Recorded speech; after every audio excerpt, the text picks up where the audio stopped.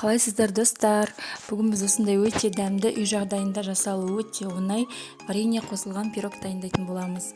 Видеоны соңына дейін көріп, менімен бірге болыңыздар. Пирогымызды дайындау үшін бізге азық-түлік, сары май, қант, 3 дана жұмыртқа, ұн және де варенье қажет болады. Ең алдымен майымызды осылай миксерлеп аламыз. Сонан соң үстіне қантты қосып, тағы да миксерлейміз.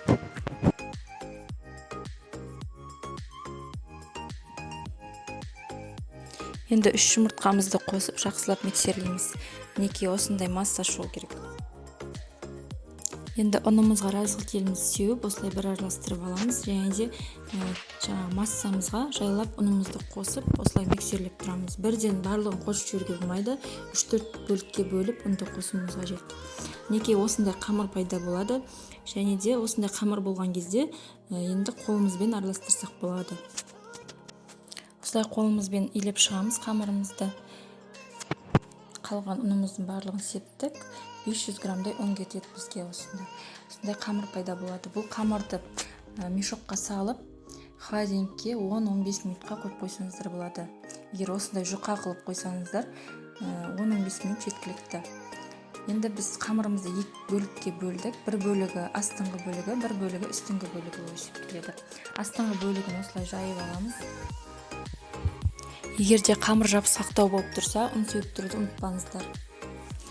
Енді қамырымызды ыдысқа салып, осылай қолымызбен реттеп жайып шығамыз.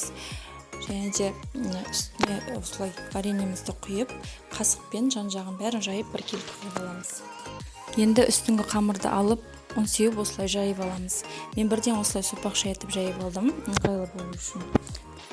Пирогымыздың бетін әсемдеп шығу үшін осылай қамырымызды ұзынша турап, пирогымыздың астыңғы қамырына бекітіп, осылай қойып шығамыз барлығын.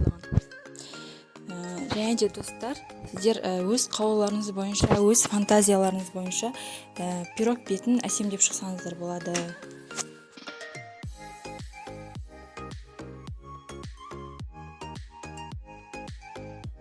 Және де жиектегі қамырды осылай қайырып қойымыз.